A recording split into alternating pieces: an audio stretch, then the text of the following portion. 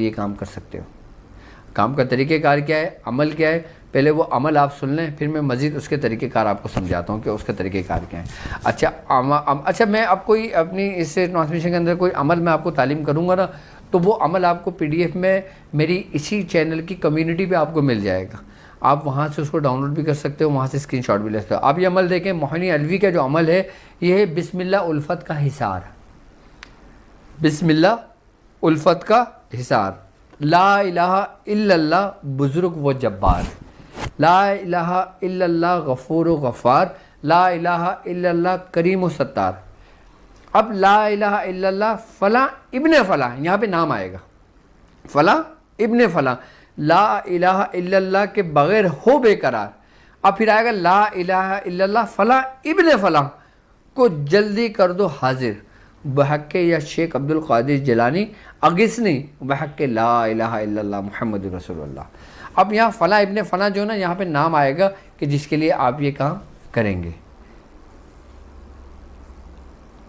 اب اس عمل کی تاثیر آپ دیکھیں کہ بسم اللہ شروع اللہ کے نام سے, الفت کا اظہار جو ہمیں محبت کے دائرے میں لے لیتا ہے. تو یہاں پہ مدد کس سے طلب کی گئی ہے؟ رب سے, اللہ سے. یہ وہ عمل ہے کہ جس میں شرک کا کہیں سے کوئی عنصر نہیں ہے, جو ایسا عمل ہے کہ جو آپ اپنے دنیاوی مقاصد کے لیے بھی کر سکتے ہو, اپنے روحانی مقاصد کے لیے بھی کر سکتے ہو, اپنے معاملات کے لیے بھی کر سکتے ہو. آئی بات سمجھ میں؟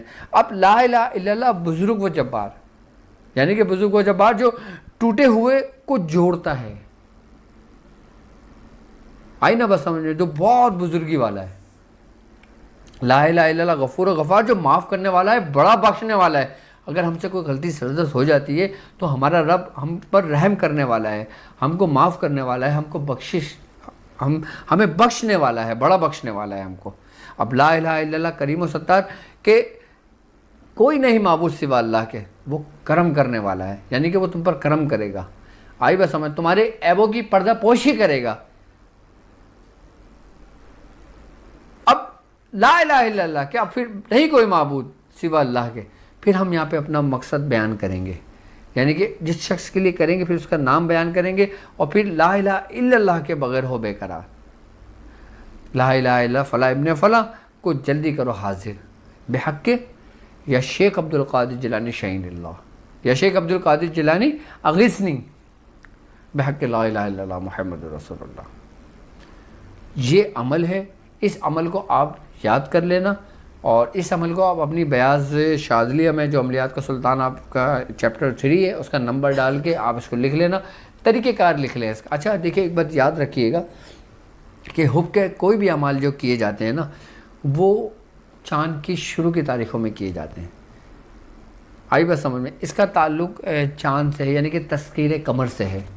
اچھا تذکیر قمر کے بارے میں اگر میں بتاؤں نا آپ کو, تو تذکیر قمر کا تعلق جو نا ابھی سے نہیں ہے, یہ شروع سے چلا آ رہا ہے. خیر تذکیر کواکب جب میں شروع کروں گا نا اس کے متعلق گفتگو کرنا, تو پھر آپ کو پتہ لگے گا.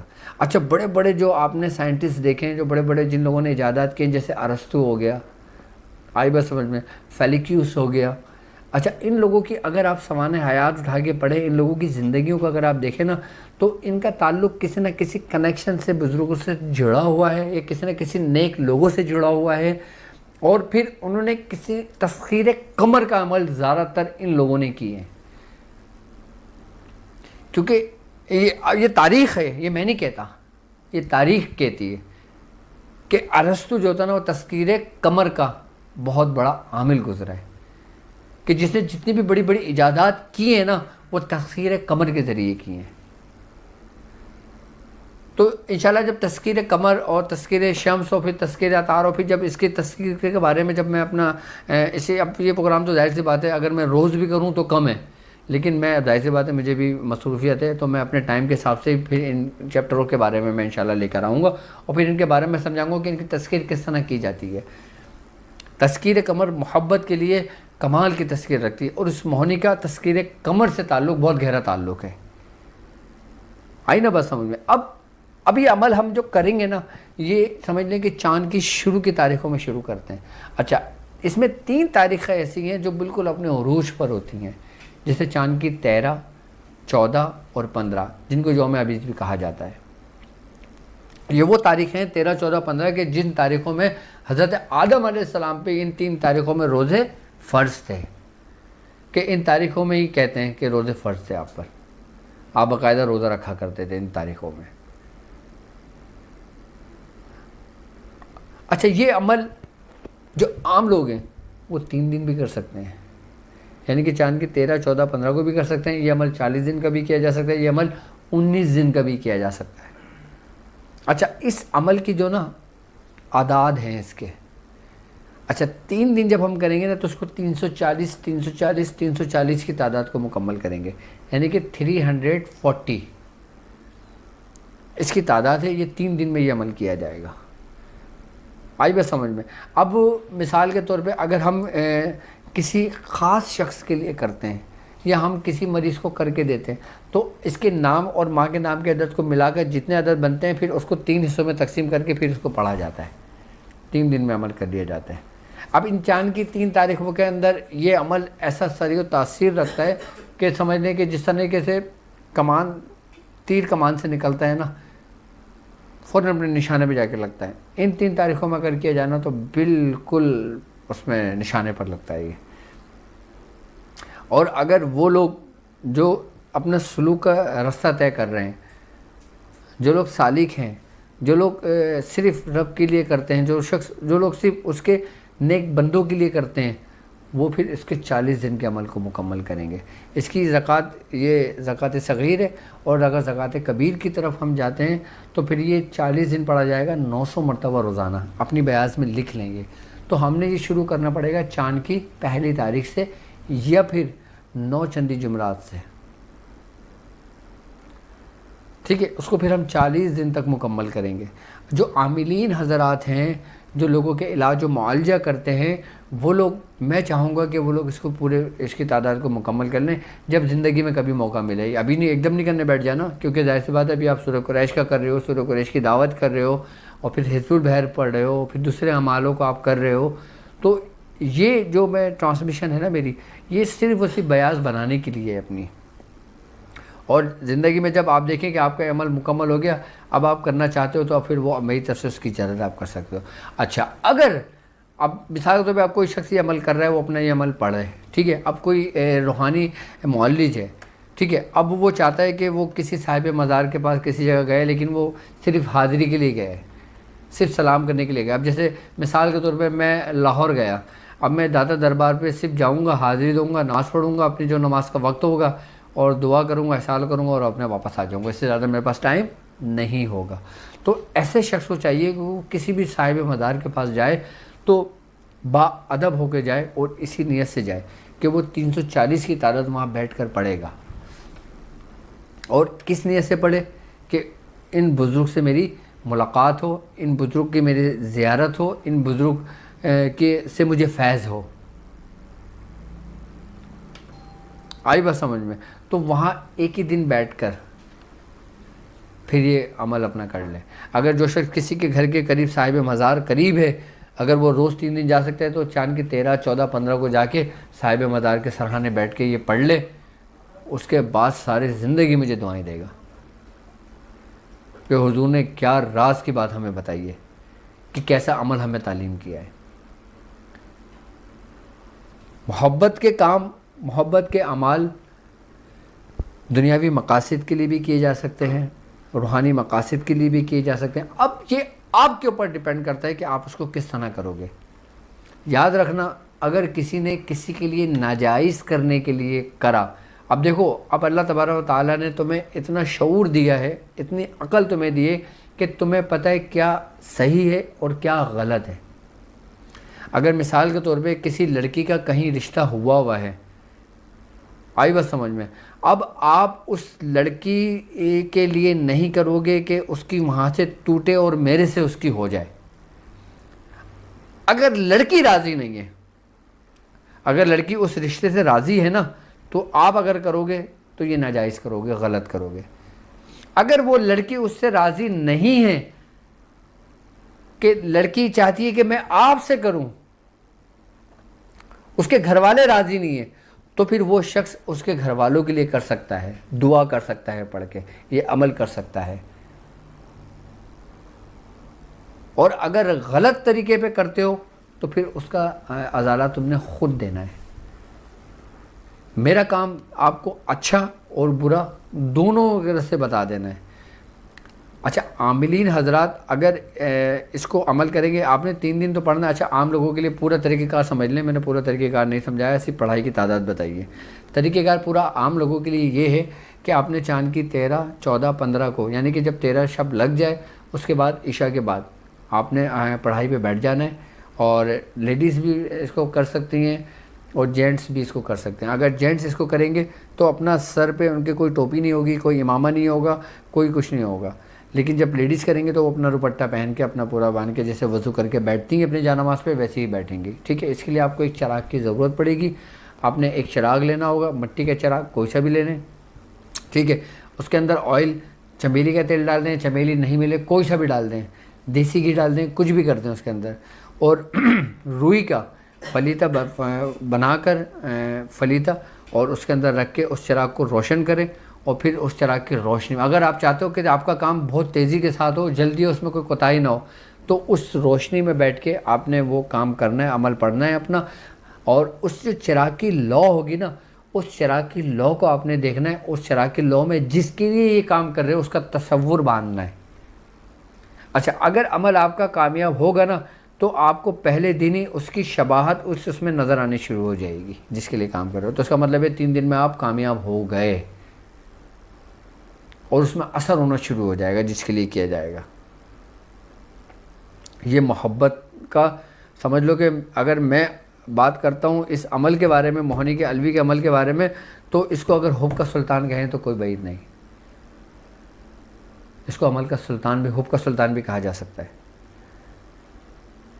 تو 3 دن جب وہ چراغ آپ کی پڑھائی مکمل ہو جائے، چراغ بند ہو جائے یا چراغ کو خود نہ بجھائیں، اس کو ایسی جگہ پہ رکھ دیں کہ خود بجھ جائے وہ.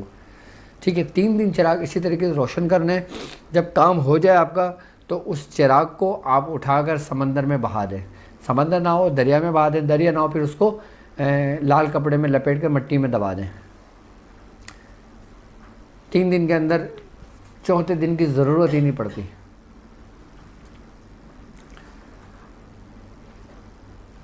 اچھا عاملین حضرات اگر کسی کے لیے عمل کر کے دیں گے نا تو وہ خود چراغ کر کے سامنے کر کے نہیں بیٹھ جائیں گے. ان کے لیے کرنا یہ ہوگا کہ وہ 41 جو کالی مرچ ہوتی ہے نا گول والی، وہ کالی مرچ لے لیں. آئی بات سمجھ میں؟ اور ہر دانے پر گن کے لیں، ہر دانے پہ ایک مرتبہ یہ عمل پڑھتے رہیں اور پورا پڑھ لیں. جب پورے 41 دانوں پہ اس نے وہ عمل پڑھ لیا، اس کے بعد پھر وہ آگ جلائے. آئی بس سمجھ میں؟ پھر ایک دفعہ پڑھے، اس کا نام لے کے پھر کے اور اس کو آگ میں جلاتا رہے. اس کو ایک کے دانے کر کے اس کو آگ میں جلا دے. اچھا عامل اگر کسی کو دے تو پھر یہی 41 دانے تیار کر کے اس مریض کو، اس پیشنٹ کو دے دے اور اس سے کہے کہ آگ جلا کر لکڑی، اچھا کوئلے کی آگ جلے گی اس میں، آپ توے پر یا کسی اس پہ نہیں، لکڑی کی آگ جلے گی اس میں. اور پھر ایک دانہ اس مریض کو کہو کہ اپنا مقصد بیان کرتے رہے اور ایک دانہ اس میں ڈالتے رہے اور اس آگ میں اس کا تصور کرے جس کے لیے وہ کام کر رہی ہے یا کام کر رہا ہے. ایک دانہ ڈالتے رہے. 3 دن یہ عمل کروا دیں، 3 دن میں عمل میں کامیابی ملے گی.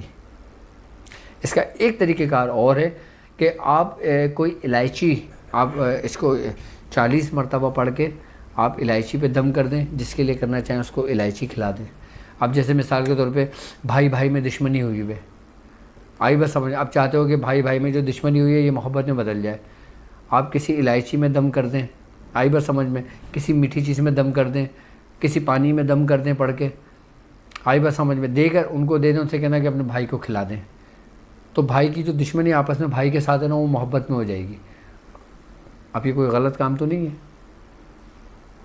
لیکن اب اسی طریقے کو اگر آپ غلط کام میں استعمال کرنا چاہو تو اس میں میرا کیا قصور؟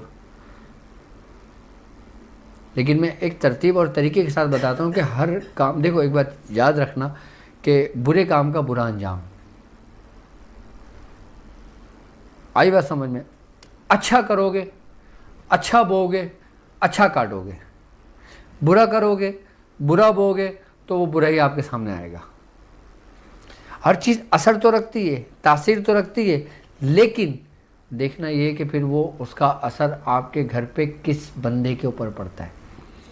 अच्छा, हम ये समझते हैं कि कुछ नहीं होता जी, करो, गलत भी कर लिया, मेरे साथ तो नहीं हुआ, मैंने तो करा गलत, लेकिन जो उससे मंसूब जो लोग होते हैं ना, फिर उनका उस पर उसका नेगेटिव असर पड़ना शुरू होता है, और ये बिल्कुल ऐसे स्लो पॉइजन की तरह होता है, इंसान को अंदर ही अंदर खाने शुरू कर देता है।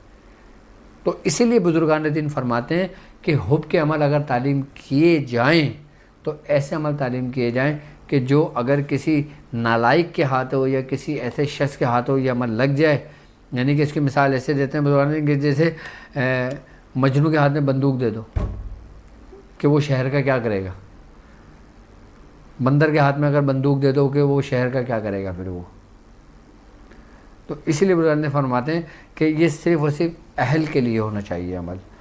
तो मैं अच्छा, मोहब्बत और नफ़रत के अमल चांद की किन किन तारीख़ों में करने चाहिए ये भी नोट कर लें कि मोहब्बत के अमल जो होते हैं मुझे वो दो ताकि मैं लोगों से बात कर लूँ आपके मसाइल और उनके हल के लिए, ठीक है। और वो आईपैड वो मुझे दे दो, टैबलेट मंगाया है वो भी मुझे दे दो ताकि मैं मैसेज पढ़ के लोगों को कमेंट्स में भी जवाब दे दूँ, ठीक है।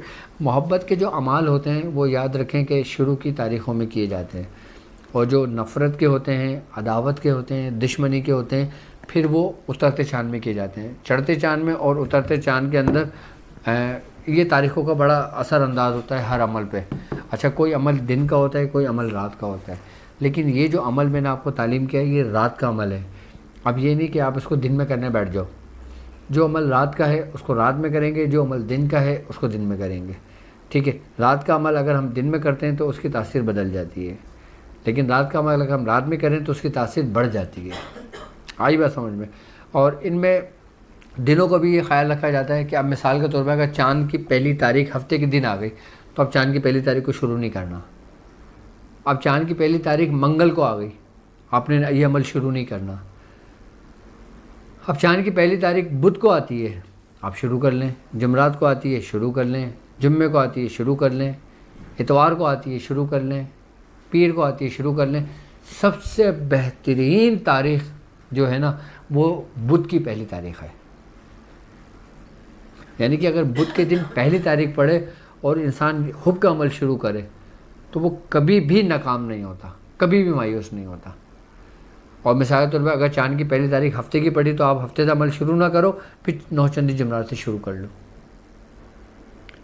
अगर मंगल की पहली तारीख पड़ती है तो मंगल से अमल शुरू ना करो, आप नौचंदी जुमरात से शुरू कर लो।